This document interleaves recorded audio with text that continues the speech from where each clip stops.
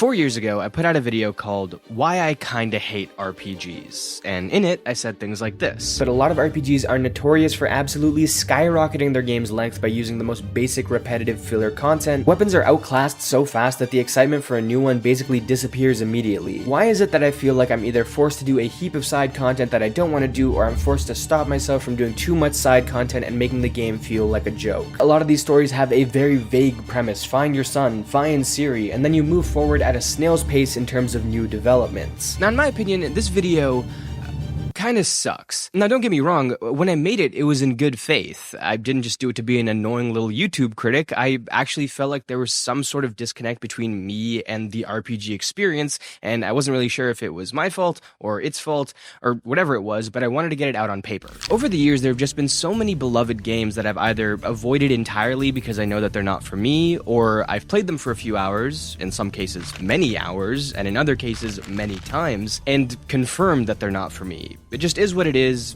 I'm just kind of allergic to a lot of core RPG ingredients, whatever. Except, am I though? Because the reason I say this video kind of sucks is, while I do think I make some decent points in it, I do think a lot of my stance comes off a little bit cherry-picked, a little confirmation bias-y. And maybe my real biggest problem just comes down to patience, not anything the games are doing wrong. Then again, I do think some of my points still stand regardless of that. Like, it is a little bit insane to me still that for a genre this popular, so many people just accept that the gameplay will probably just kind of suck. Like, these are usually 100+ hour epics that often revolve around a lot of action elements, and 9 times out of 10, the most beloved RPGs ever will have the driest, flattest version of a particular combat system, and that's just a thing that everyone's cool with somehow. Like, fans of the game will tell you, yeah, the gameplay's kind of bad, but also, that doesn't matter.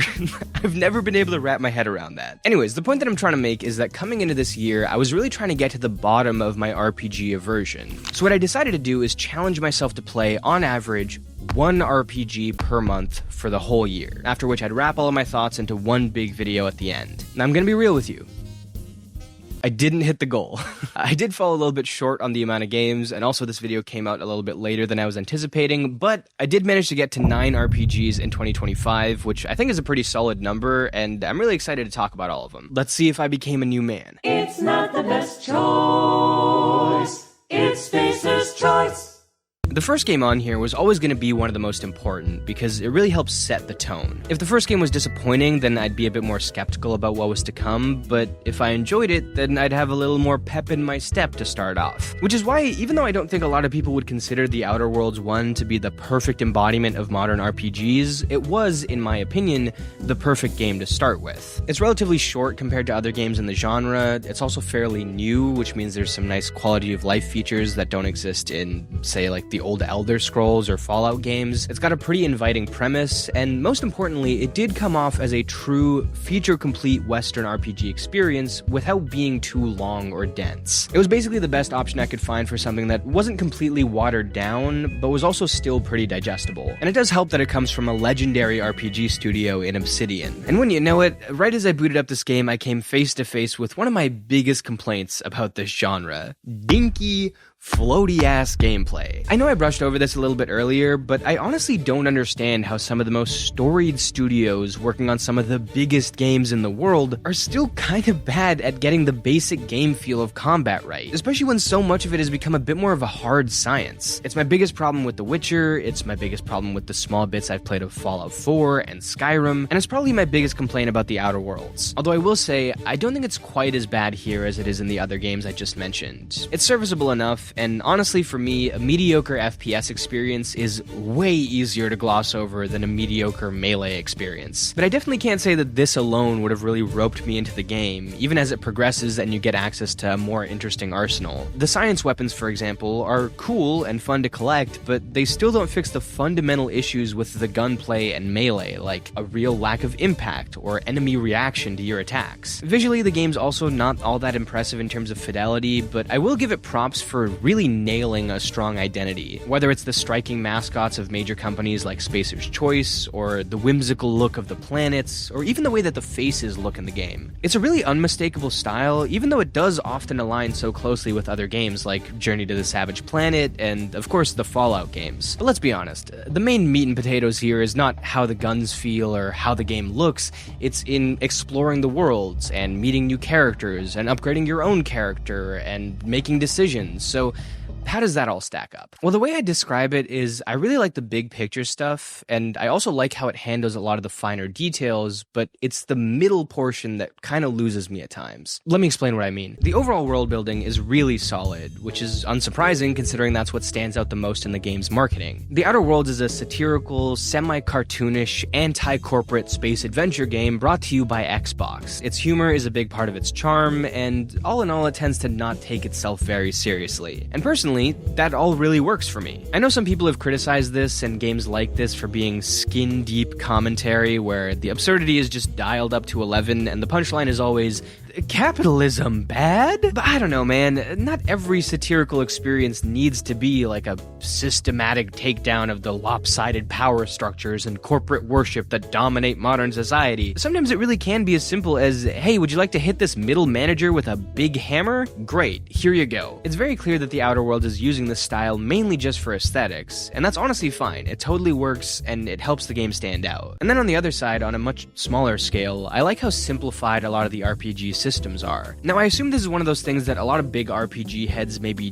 don't enjoy as much, but I really like that the stat allocation was streamlined. I like that it was very easy to set your party and tweak a few key aspects of their arsenal and behavior and then just not have to touch them after that. I like that the economy and upgrade system was also super simplified. In a lot of RPGs, I feel like these things really don't matter, and yet the games keep pretending like they do. Like, look at this massive skill tree that you can use to help build your character. Also, it's all 1% increments to all of your stats. But the Outer Worlds just kind of embraces its lack of complexity in a way that I do really appreciate. I really don't like when RPGs have me playing menus for no reason. There are a few key exceptions to that I'll touch on later, but for the most part, I feel like the Outer Worlds is just accepting something that so many other RPGs refuse to accept. Some of them are having a huge push to more streamlined directions, so you might as well just embrace streamlining things. I also really enjoyed the flaw system, where occasionally you're presented with the option to accept a unique advantage that comes packed in with a major drawback. Just a super nice, simple system that I've heard is executed even better in the sequel. But like I said, it's the in-between stuff that I have a few more issues with. I didn't particularly care about going around the galaxy engaging with different factions, because like,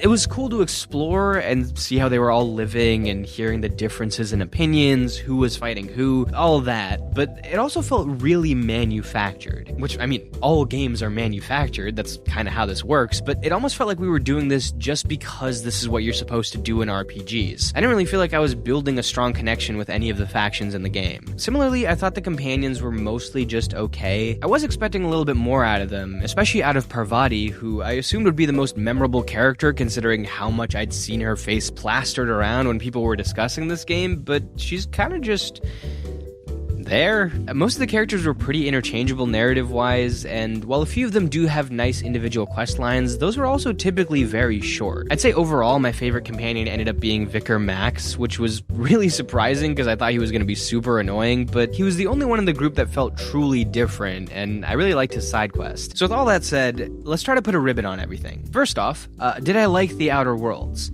Yeah, I'd definitely say so. Overall, I enjoyed it. How much? You know how there's like boring 7 out of 10s and fun 7 out of 10s? This is a fun 7 out of 10. It's not something that I think is going to really stick with me for years and years to come, outside of a few standout moments, but overall I think it's a really good time, and I'm glad I started with it. What was my favorite thing about it? I'd say the tone. It's really inviting and fun without ever getting grating. What was my least favorite thing about it?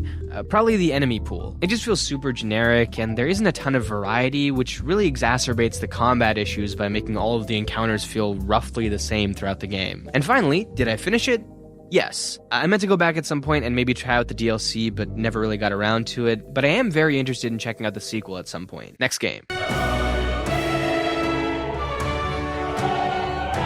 So we're kind of shooting off into a different direction for this one. There were really two different styles of RPG that I was trying to get into this year, and those are the choice-based Western RPG and the turn-based JRPG. So after dipping my toes into the first one with the Outer Worlds, this kind of felt like the next natural step. Unlike the Outer Worlds, though, Metaphor ReFantazio is not a bite-sized version of this formula. How Long to Beat has it sitting at 65 to 100 hours long, which is like chump change next to its sister series in Persona, but still, this is a pretty big swing for my first real JRPG. Still, I had a feeling that I would really like this thing. I've always been interested in Persona 5 especially. My brother loves that game. I really love how it looks and how much character it has in everything from the animated sequences to the battles to the menus. All that is good shit right there. But what really worried me about this game was, one, the sheer length of the thing, and two, the high school setting, especially the fact that a lot of the downtime is spent doing actual high school activities. I'm a grown-ass man. I'm not doing homework for fun, okay? I'm sorry. So with Metaphor coming out and being at least a little bit shorter and also having that high fantasy setting with like this political focus, it really felt like the stars were aligning for me to finally get into my first Atlas game. So I booted it up, and the first thing I noticed is that this game is so ugly. Like, oh my god. I love how it looks in theory, especially like the flourishes in the UI and everything. That all looks great. And I do really like the direction of the enemy designs and the character models, but did they hire a monkey to do the lighting in this game? And why are all the assets like 360p? I really do think it's bad enough to be properly distracting. It makes me less inclined to want to roam around places because it's genuinely just not fun to look at times. And for a game with so many good core visual elements, that is genuinely such a shame. Kind of crunchy visuals aside though, one of the biggest hurdles this game had ahead of it was trying to win me over on the turn-based combat front. And this really wasn't an easy task, okay? I've always avoided turn-based games. It's never really been my thing, so I was very skeptical going in. But I'm happy to report I actually really enjoyed the combat in this game. Now, a lot of that does honestly come down to just how well presented it is. Everything you do is framed as this epic clash of titans, even when you're just like fighting a tooth or something. A lot of the moves at your disposal have you transforming into your chosen archetypes, which all have very distinct looks. And then when you send those moves out, the game just sort of spams lights and particles all over the place. It's great. But the combat overall definitely isn't just style over substance. I really like that you can engage in some basic overworld combat, which lets you either avoid fully fledged battles against tiny enemies entirely, or give you the upper hand to start a fight against real enemies. But there's also always this threat that if you get hit during this period, you enter the battle at a massive disadvantage. I also like that more strategies opened up, the more archetypes you unlock, because some of them pair really well and can have like combo moves with one another, which are very powerful but also cost a ton of MP typically. So that's another thing that you have to be careful with managing as you go. Even the super basic system of moving characters to offensive or defensive stances, which change how much damage you deal or take, creates a pretty decent strategy space to play with. And yeah, I know this is probably all very common in turn-based games. I'm just finally realizing it after properly dipping my toes into one. Like, something that I didn't really give enough credit for with these types of games is how much enjoyment can come from like the long-term strategizing you do when working through a dungeon. Because stuff like mana and health and special items, you can rip through those really fast if you're not careful, and it makes later fights a lot harder. So you have to first prepare really well, and then more importantly, trust your intuition on how much is left until the next save point, or whether you feel like there might be something really dangerous around the corner that you should save your items for. That's honestly where a lot of the enjoyment comes in. If these fights took place in isolation instead of building off of one another, they really wouldn't be as enjoyable to engage with. So yeah, I was really pleasantly surprised with how the combat landed for me. As for the narrative end of things, I gotta say, for something that was hyped up for its mature subject matter, and also something that's literally called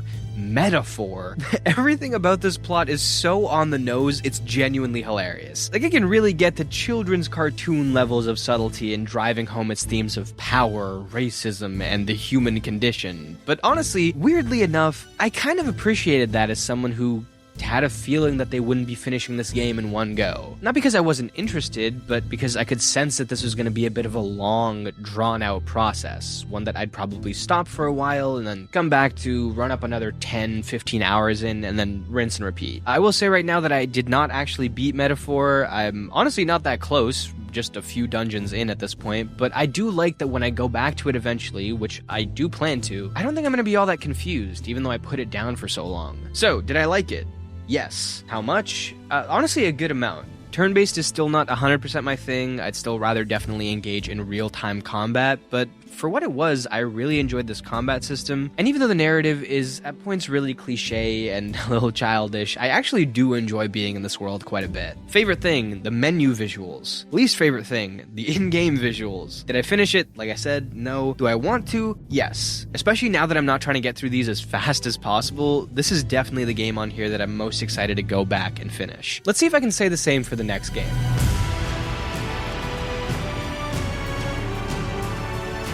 Avowed is not good. I thought I'd just get that out of the way early. This is already the second Obsidian game on this list as we move back over into the Western RPG front, and honestly, I played this one because it was on Game Pass, and it came out around the time that I was thinking of taking a break from Metaphor, so I was like, I might as well try this. Yeah, I didn't like it. Considering how much excitement there was for this game when it was first announced, like, people thought this was going to be the next big RPG. Like, Obsidian is doing Skyrim. It was a big deal. It really is crazy how forgettable it ended up being. I, honest to goodness, almost forgot to put it on this list because I genuinely forgot that I played it this year. The funniest thing to me is that Avowed is kind of like a prime candidate for the most annoying side of the internet to incessantly complain about. Like, from the art style, to the themes, to certain characters, to statements that the team made before launch, this should theoretically be an absolute goldmine for hater-ass YouTube slop channels. But it seems like even they got bored of it like a couple days in. It's such a whatever video game. And what really sucks about how painfully mediocre this game is that the gameplay is actually pretty great. I'd honestly say it's like number 2 or 3 on this whole list when you isolate just how it feels to play. And since I mentioned before that that's something I really put a lot of stock into, you'd think I'd have at least an okay time with it. But I genuinely can't remember the last time I felt so much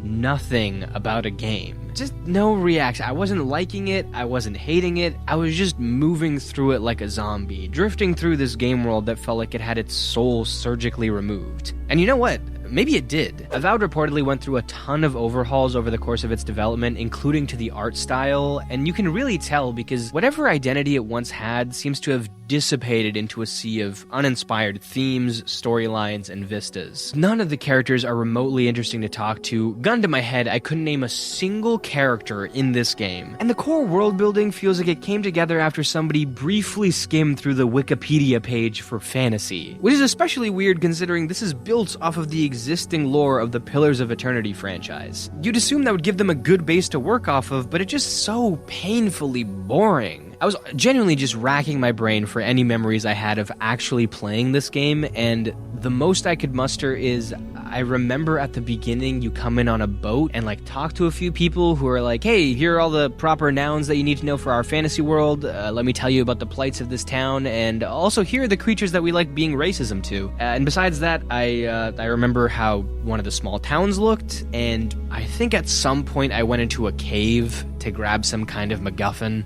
That's really the only things that stuck with me. And it really does suck, because like the core loop is a ton of fun, like I said. You can switch out different builds on the fly, go straight from aggressive melee weapons and guns right into multifaceted sorcery setups. The weight behind all of your swings and spells is honestly incredible. Like both Elder Scrolls and even something like Hogwarts Legacy could learn a thing or two from this game when it comes to adding weight to all of your attacks. Easily the best part of the game was just going around picking fights with anything that moved, and honestly, in some ways, that makes it a perfectly fun, harmless experience if you want a bit of a time waster. Which, hey, sometimes you do. Honestly, I did like that at a certain point I was so checked out of the narrative end of things that I could just sort of ignore that and go around smacking things with a stick. But in a year that had so many good games, especially a bunch coming out right around the same time, it just failed miserably at making me care about it, and I honestly don't have much more to say on it. Did I like it? No, not really. How much? I'd give it like a 5 if I'm being nice. It's probably more of a 4 though for me. Favorite thing, the combat animations. Least favorite thing, the world building, which honestly I thought it was going to be the exact opposite when it was first announced. Did I finish it? No. Do I plan to? No. I guess people were right. Modern RPGs kind of suck.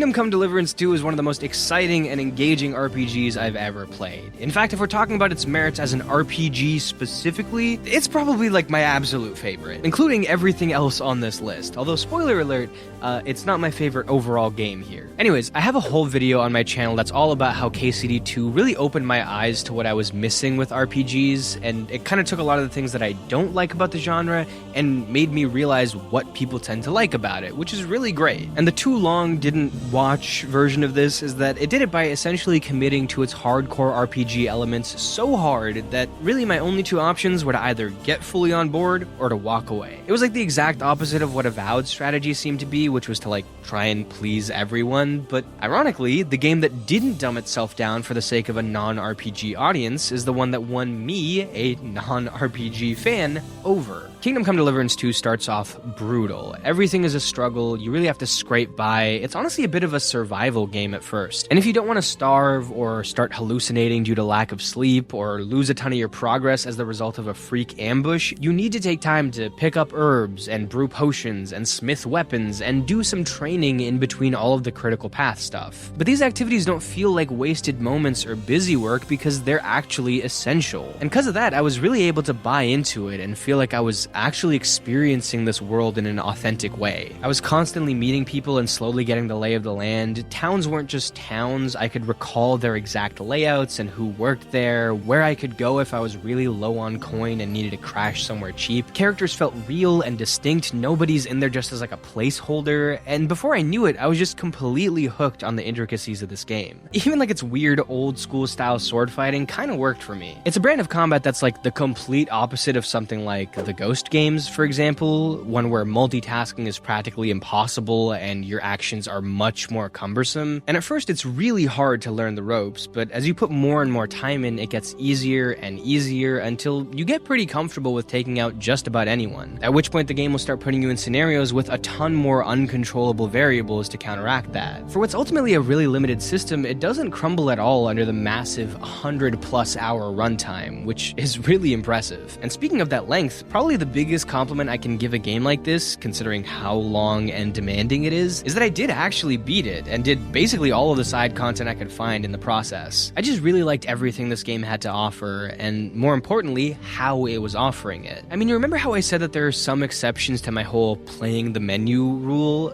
This is one of them, because the game is so committed to its sense of realism that managing resources and weight limits becomes an actually engaging challenge rather than a mere inconvenience. I just really fell in love with this thing, and while I do think the middle section slows down a little bit and loses a bit of that small-scale, intimate progression of the beginning, it's still a very good game throughout with wonderful writing and great character work. And speaking of, actually, one thing I really didn't touch on in that other video is that a huge part of why I think this game worked for me is that it is incredibly character-focused, and it puts in the work to get you invested in those characters, particularly Henry, immediately. I know that for a lot of people, one of the marks of a great RPG is how much freedom it gives you early on. People love romanticizing the idea of starting a game and within like 20 minutes, you can just go off anywhere and do anything. And that's cool, you know, I know it's something that people really love, but me personally, I can't get all that excited about a massive open space that I don't know anything about yet. Like, the fact that anything could be out there is cool in theory, but also, like, nothing could be out there, you know? Like, this could all kind of suck. So I'm always a fan of when games convince me that there's something worth caring about before they let me off the leash. And to that point, KCD2 actually spends a surprising amount of time in its first couple hours really building up the scenario that you're in. Introducing key characters, getting you acquainted with Henry specifically if you haven't played the first game, and showing you what the stakes are before saying, okay, now you can go off and do your thing. I really love that. There are a lot of games out there that have worlds that on paper I should like way more than 15th century Bohemia, but I can't fully get into them because I genuinely just think the characters you interact with or play as are just not that interesting. And I really think it means something that I was more invested in Henry in the first hour of this game than I've been invested in main characters that I've spent 50+ hours with from beloved RPGs. And I'm not gonna say who I'm talking about here because people will get really, really mad at me, so the only hint that I'll give is that it's Geralt from The Witcher 3. Anyways, did I like this game? Yes. How could you tell? How much? Very. What was my favorite thing? I it's kind of cheating to say the first 15 hours, so I'm gonna say the writing probably. There's a lot of it, it's always really high quality and well acted, and it never sounds like somebody sleepily reading voice lines from a sheet of paper at home, like Geralt from The Witcher 3. What was my least favorite thing? Weirdly enough, the size of the map. I actually really liked the sections where the map was a lot more compact, but exceptionally dense. And when it spread out a little, I could feel the empty spaces a little bit more, but I don't know, it still wasn't that big of a deal. And did I finish it? Yes, like I said, and my total playtime was around 110 hours. Now at this point I was really riding a high because not only had I played a game that I honestly thought could go down as my game of the year this year, but also one that totally turned me around on a lot of my opinions on RPGs in general. The only real issue at that point was that I knew that nothing else I played was really going to be able to stack up to that. I mean, there was just no way that the next game that I played was going to...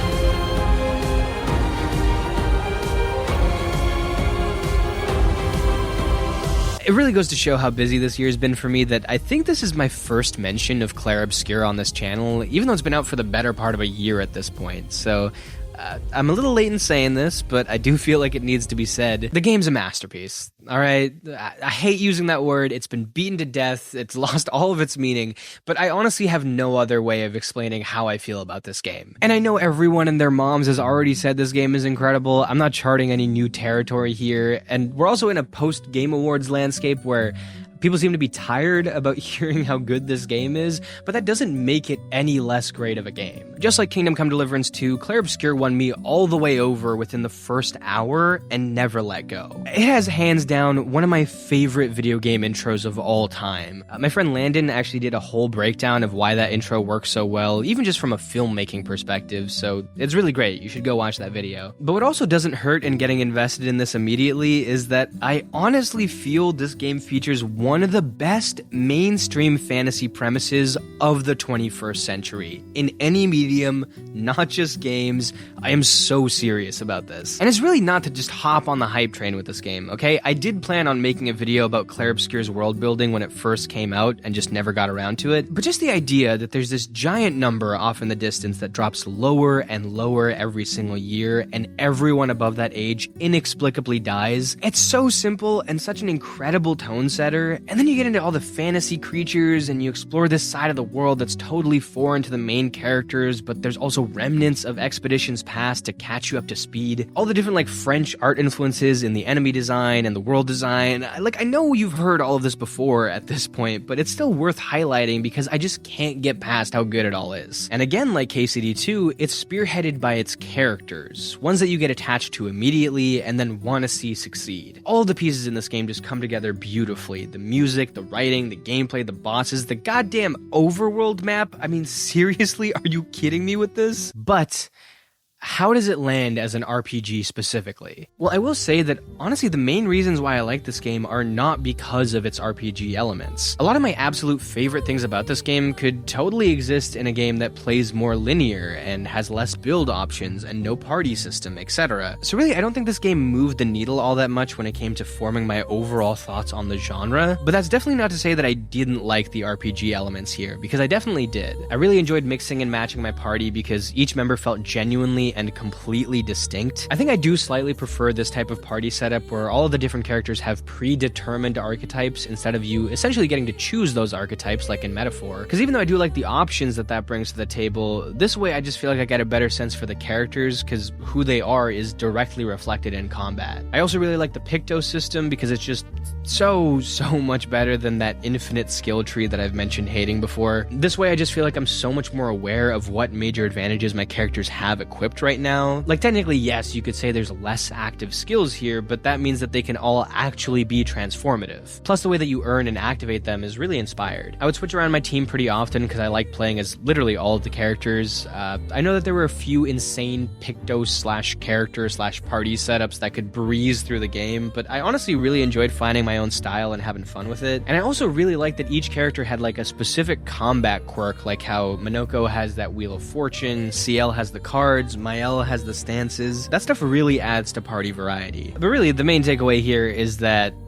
apparently turn-based combat can actually be the coolest thing in the world if you decide to just also make it Sekiro. I know that Clair Obscur is far from the first game to have active elements in its turn-based combat. In fact, I've put those other games in my backlog now because I enjoyed it so much here. But for me at least, it does really implement it in the perfect way. You get to keep the slower strategic elements while also getting to scratch that parry itch, which is especially satisfying against these massive, beautifully designed and animated enemies. If Metaphor showed me that turn-based combat could actually be pretty enjoyable if done right, Clair Obscur showed me that it can be downright incredible if stretched to its limits. Did I like it? Yes. How much? It is genuinely pushing a 10 out of 10, but I think ultimately I'd probably give it a really strong 9. It feels like it has everything that I like and then takes the stuff that I don't like and makes me realize, well, shit, I kind of like that. Favorite thing about it, I could probably put anything in here and be able to justify it, but I think I'm gonna go with the art direction. Like that image of the curved black matter Eiffel Tower is gonna occupy a space in my brain forever. Least favorite thing,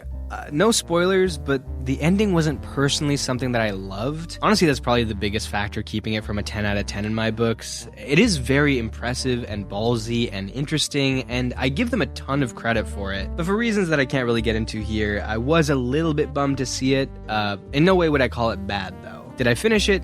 Yes, and I probably want to replay it soon if I can somehow carve out the time. Now, by the time that I finished Clair Obscur, we were somewhere around mid to late May, which actually meant that I was fully on track at this point to hit my quota of 1 RPG a month. But mid-May was also when I graduated and started a full-time job that I knew was going to have insane hours, so I had a feeling that I wouldn't have the same amount of time to play these games going forward, so I decided that it might be good to start playing some shorter games. As much as I wanted to ramp up into like Disco Elysium or Baldur's Gate 3, I just knew I wouldn't have the time to really give them the attention that they needed, especially before moving on to something else, so I went with something a little bit simpler.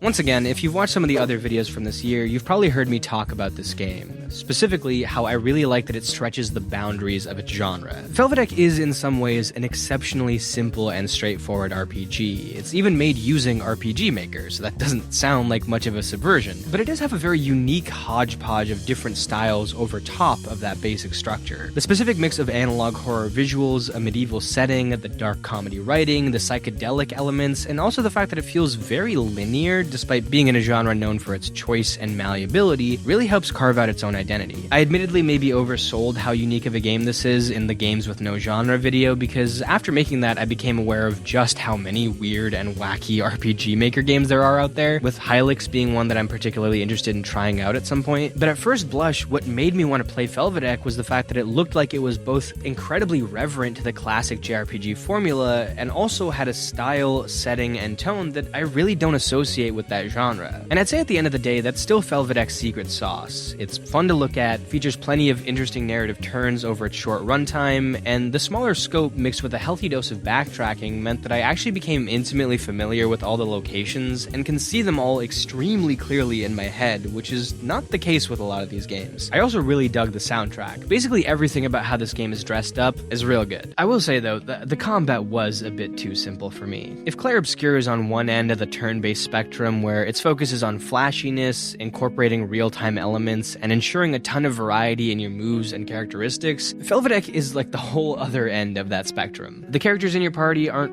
really specialists, like they kind of are, but they feel pretty interchangeable, to be honest. You also don't get a choice in who's there. Actually, your only real choices in combat come down to who to target and how often to use special items. It's a short game, so it does get away with it, and I did overall enjoy myself playing it, but as far as convincing me of the merits of RPGs, maybe not as much. Honestly, I don't have too much more to say about it. If you want a little bit more information, you should probably go watch that other video. Did I like it? Overall, yes. How much? As a gameplay experience, it's like a 5, to be totally honest. As like a fun, short adventure game, it's probably closer to an 8, and then it's a solid 9 in presentation and music, so like a nice solid 7 feels appropriate. What was my favorite thing about it? The ye old deadpan dialogue. It really helps the black comedy elements of the game come together. What was my least favorite thing about it? No surprise here, the combat. And did I finish it? yes. And even though it didn't 100% sell me on RPG Maker games, I did find them interesting enough to try and dig a little bit deeper into, and also at this point it was becoming very clear that I didn't have the time that I had earlier in the year, so keeping it short was good. And so eventually I settled on a true RPG Maker classic.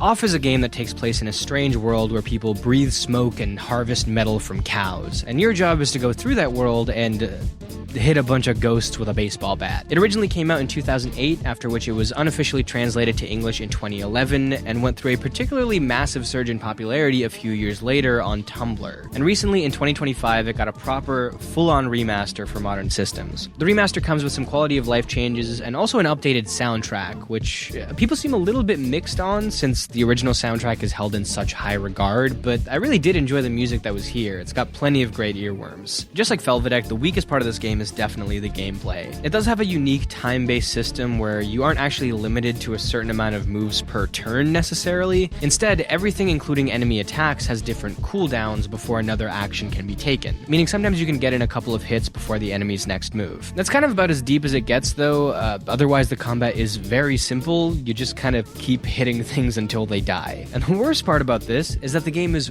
riddled with random encounters, which Felvidek didn't really have much of. And can I just say, random encounters might be like the worst crime that the Japanese have ever committed. Totally mandatory enemy encounters that show up when you walk over a random unassuming square in the overworld, completely halting your progress and forcing you to engage with by far the worst aspect of the experience. Who decided this was a good idea?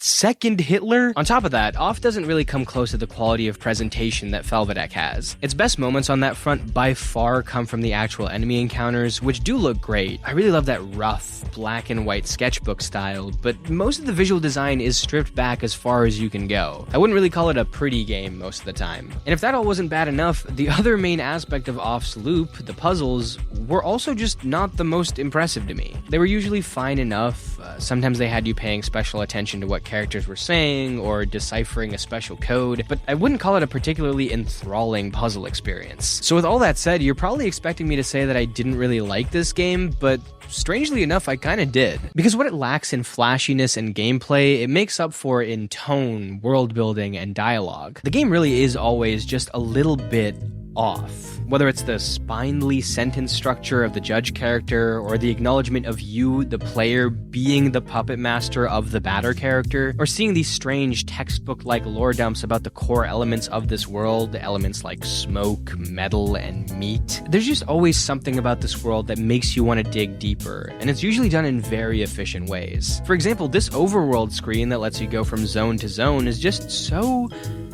strange, and not even like in your face kind of strange, just genuinely I don't know why it's laid out this way strange. What are these like weird jungle bushes coming out of this abyss? Why are all the zones just shoved into the bottom right corner like this? And why are they all totally random distances from one another? There's just something undeniably engrossing about how authentic it is in its subversive elements, which start to get brought to the forefront as more time passes. I would say maybe more than any other game on here, Off really tests how much I'm willing to overlook when it comes to my personal least favorite aspects of this genre in order to get to the stuff that I really like. It is held in really high regard, and I do understand why, but I'd be lying if I said I wouldn't have found this to be an infinitely more enjoyable experience if the same world, themes, and narrative existed in an interactive space that I personally had more fun engaging with. I don't know, call me crazy, but when a game literally has a system for letting it play itself if you want it to, I feel like that's a pretty big drawback. So big question, overall, did I like it? I do think that the good outweighs the bad, so yes. How much?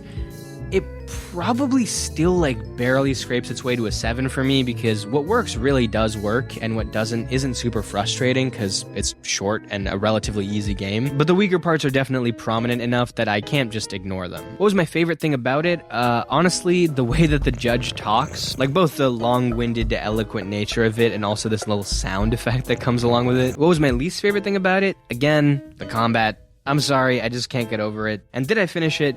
Yes, and I am glad I did. Even though it's not totally up my alley, it was cool getting to dive into a game that I know is very well respected in the community. I do have mixed feelings on it personally, but I can't deny its impact, not just as one of the most storied indie RPGs ever, but also one that went on to heavily inspire other games like Omori and Undertale. Oh shit, Undertale. And maybe the most shocking twist of my whole channel, I've never played Undertale before. I've played stuff that's been inspired by Undertale, like Everhood, and I also know quite a bit about the game, but I've never actually played it. And this sort of seemed like the perfect excuse to try it out, because at this point in the challenge, even though the last couple of games I played were super short, it was already somehow mid-September. I honestly have no idea how that happened, but it did mean that I was looking for something short to play again. And if you want my genuine, honest opinions on Undertale, I gotta say, it's pretty good, I like it. Of all of the JRPG-esque games I tried here, most of which ironically aren't Japanese, this is probably the one that does the best job of stripping away the stuff I dislike while retaining the stuff that I do like. I mean, it does still have random encounters, which, whatever, but everything else I like here. It's honestly a little bit hard to talk about this game with a clean slate though, because, like I said, even though I hadn't played it yet, I did know of its reputation and the things that people liked about it, so it's a little bit weird to sit here and be like, I thought it was funny. I like how silly the characters are, how it subverts expectations, how it has an unorthodox combat system. Everything I say about it is gonna sound like it's AI generated, because, like, how am I in 2026 talking about I like Sans? His song is funny. But also that, like, that is why I like the game. I know it's generic, but, I mean, there's a reason people say this. The world isn't nearly as haunting as Off, but it's equally engrossing in its own way. At no point did it lose my attention. There's always a fun detail here, an unexpected comment there, that really breathes life into what looks like a very simple and flat world. And best of all, this time around, it actually comes packaged with a combat system that I don't mind engaging with. Not only do you get these real-time segments where you dodge attacks in this little box, which is something that, despite being extremely simple, remains shockingly fresh throughout the game just by virtue of how many different enemies there are and how each one's attack cadence and structure is so closely tied to their appearance and personality, but you also then have this meta game of trying to figure out how to wiggle your way out of combat without hurting anyone, which is also something that's fully dependent on the character traits of the enemy you're facing. You can defeat enemies by overinflating their egos, petting them aggressively, offering compliments, telling jokes, and it would really all fall apart if your path to success wasn't both extremely intuitive and wildly different from character to character, but it is, so all of these unorthodox decisions come together really cohesively. It's a testament to everything this game is trying to be that while I was interested in seeing where the overall narrative was going, the real catalyst for me was seeing what the next enemy would be, what fun little interaction was off the beaten path, what would be set up at the next save point to fill me with determination. It's honestly extremely rare for a game to entertain me at a micro level so frequently, where I'm just genuinely excited to hear what the next joke is. After finally playing it, I definitely understand how it wound up developing such a devout fanbase, because it really is just the ultimate corked up RPG. Did I like it? Yes. How much? Definitely the most out of the 3 indie RPGs I played, even though I still did enjoy the other 2. This game just doesn't have the same glaring flaws as the others do. It's wall-to-wall fun. What was my favorite thing about it? I'm just gonna be boring and say the humor. It's a kind of a cop-out answer, but it's also the only one I feel like I can really give. What was my least favorite thing about it? This bullshit. And did I finish it? Yes, and I'm excited to play Deltarune when it finally gets finished. Now, after finishing Undertale, it became increasingly obvious that with my limited time, I really only had 2 options here. I could either play a couple more short experiences to round off the year, or I could play one more big, meaty RPG. And since the last 3 games that I had played had been more bite-sized experiences, I did feel like I had to swing back into that larger scope. Ideally with a game that I'd been meaning to get to for a while, but just never had an excuse to hop into. A real modern RPG classic that could bookend this whole experience. I was considering the Fallout games, Elder Scrolls, Baldur's Gate 3 maybe, but eventually I settled on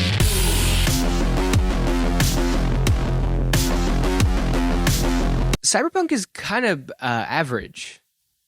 Am I allowed to say that? Ever since its initial release in 2020, Cyberpunk has been having a slow redemption arc. As it got patched up, people started talking about how it finally began living up to its original promise and more. And with the addition of Phantom Liberty, it really seemed to take its spot as one of the generation's absolute best offerings. So I was really excited to finally give it a shot, especially because I do have a weird relationship with The Witcher 3, the other big CD Projekt Red game, where I've played a lot of it, I definitely don't dislike it, and I understand what people enjoy about it. I just personally didn't feel the same things that they seem to. And honestly, with Cyberpunk, I kind of walked away feeling the exact same way. Like, can somebody explain this to me? This game feels so average, I don't know what people are talking about. Yes, okay, Night City is a well-designed open world. It's a cool location. It's definitely trying a little bit too hard to be all cool and edgy, but I won't knock it too hard for that. I also did enjoy some of the side activities, especially a lot of the wackier ones. Also, some of them had a lot of real heart to them, even though they were relatively quick to get through. There are definitely parts of this game that are really solid, but I'd say the vast majority of it left me so unimpressed. The characters are kind of hit or miss. They all have great designs, and I really like Jackie, but a lot of this game is chock full of cliche character tropes. And I don't think it helps that a lot of them are kind of poorly voice acted. Like, Judy is a particularly bad example, and I also made the terrible mistake of picking the male voice actor for V, and this dude was just pissing me off the whole time with his Duke Nukem-ass performance. Yorinobu Arasaka? He's in town? The story itself has also been given so much praise over the years. Like, even when the game was broken, people said the underlying narrative was still very good, so I was really expecting something to knock my socks off. But it's just super bogged down with all this pointless jargon. Like, half the story is told through these meeting rooms where characters are just expositioning to you. Not to mention the dialogue can get genuinely atrocious at points, especially with all that fake slang they throw around. It just makes my skin crawl. Fucking go stop! I just never want to meet anyone who has unironically adopted the term choom into their vocabulary. I actually went online to see if this was something that bothered anybody else, and I saw this one response on Reddit that essentially said that the slang was supposed to be cringy because it's slang that you're not familiar with, so it's like when you hear different generations speak in real life and you sort of recoil at it, meaning that the dialogue is actually doing its job well. And I'll say that this is definitely a good way of explaining why the slang feels so grating to some people, but I really disagree with the fact that it's supposed to make you feel like that. This game wants more than anything to be seen as cool. Yes, it's not always taking itself super seriously. Sometimes you have to drive a man to a hospital because his dick implant exploded, but 90% of the time it's trying to be the cool game about criminals and rock stars and drugs and sex and tech. But when every single thing that's said in this game sounds a little bit stilted and has all these goofy terms and leans super hard into exposition, it really starts feeling like all bark, no bite. And I do hold it to a different standard than The Outer Worlds, for example, because this game is clearly trying to say something more profound than that game is. But of the sections that I played, I just can't say that this game made me think all that much deeper about life and corporations. It was still pretty standard procedure on that front. And this is all without getting into gameplay, which is mediocre at best. Driving feels like the roads are made out of melted cheese, enemy behavior is straight up embarrassing most of the time, and combat usually feels like a joke because of it. And I get that this isn't a dedicated FPS game, it's an RPG that features gunplay as a strong option for combat, but it also lets you take a stealthier route or like a melee build. But come on, man, like, you can still make what's obviously the main promoted game loop feel a little bit better. I mean, what are some of these early snipers? This is some of the worst feeling sniper gameplay I've ever experienced in any game. I swear it was broken too. Like, I'd be shooting things 5 feet away from me with my crosshair sitting directly on their nose, and the bullet would land over here for some reason. I just don't get it. Am I playing a different game than everyone else? Is this progression system really something people like? Like, all these stupid tiny modifiers that are so boring I actively forget about them as I'm buying them. I just have no reason to get excited about any of this. And what sucks is that I do think the game is really good at getting the supplementary stuff right. Like, the side missions, like I said, are solid. It's got some great needle drops. Brain dance is a really cool concept. I mean, the fact that this game is littered with all these playable mini arcade games is crazy. That's some serious dedication to the craft. But as much as I like the extra stuff, it's what's actually at the heart of the experience that I can't get behind. All of the main systems, the combat feel, most of the main characters, most of the main plot, it just wasn't doing it for me. And honestly, after playing it like this in its so-called fixed state, I feel like people were somehow too nice to it at launch, which I didn't even think was possible. So did I like it? No, not really. How much did I not like it? Honestly, like The Witcher 3, I don't think it's enough to say that I outright disliked it. I know I did just go on a super negative rant on it, but I just find it exceptionally underwhelming. I'd maybe give it like a 6. Technically a passing grade, but just like whatever. I do think it's like a better made game than The Outer Worlds, which is probably the closest comparison on this list, but I enjoyed my time with that game way more. What was my favorite thing about it? The side missions. What was my least favorite thing about it? The CW-ass dialogue. And did I finish it? No. I played about 15 hours. I didn't get into the Phantom Liberty stuff. Maybe that section's better, but I'm kind of just over it at this point. Unless somebody in the comments just helps me see through time and space and completely revolutionizes the way that I view this experience, I'm not gonna finish this thing.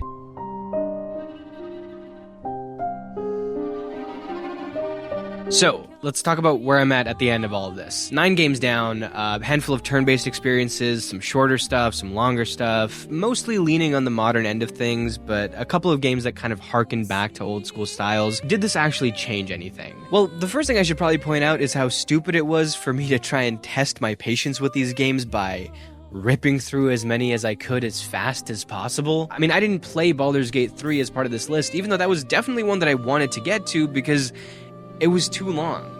But that's like the whole thing that I'm trying to avoid. It was stupid. But that element aside, I do think overall this was a successful exercise in opening up my tastes. I finally got over my lifelong fear of turn-based combat for one, and while I'd say that by far the 2 weakest gameplay experiences on here were in fact 2 of the 5 turn-based games, the fact that a game like Metaphor actually felt really great to play despite not really placating my need for real-time challenge is a huge win here. Also, my 2 favorite games of this year ended up being RPGs, which is pretty surprising. And the fact that this challenge is part of what pushed me to try KCD2 in the first place, that alone makes this whole thing worth it, I think. Because I was down to try Clair Obscur either way, but this game I could have very easily skipped out on, and I'm really glad I didn't, because it's fantastic. And through that experience with KCD2, and all of these games really, I realized what my biggest X factor was when it came to not only how much I enjoyed, but how much I respected games in this genre, and that's conviction. What I really like is when a game knows what it is, knows what its core audience will enjoy, and follows through with it. It doesn't concern itself with trying to appeal to people outside that main audience. In fact, sometimes it will lean into creating friction between itself and the player until the player decides to hop on board. Which is honestly the same thing that happened to me with the Souls series. I initially thought I'd hate those games, and then I tried a few of them out, got super frustrated, but kept going, and then learned to love it on its terms. I accepted being pushed out of my comfort zone. And conviction is the same reason why, even though I really don't like the random encounters in Off and Undertale, I've made that very clear, I do respect the fact that the creators committed to that famously controversial choice much more than I respect the milquetoast, over-appealing nature of something like Avowed. Now, does conviction necessarily guarantee that I'll like a game?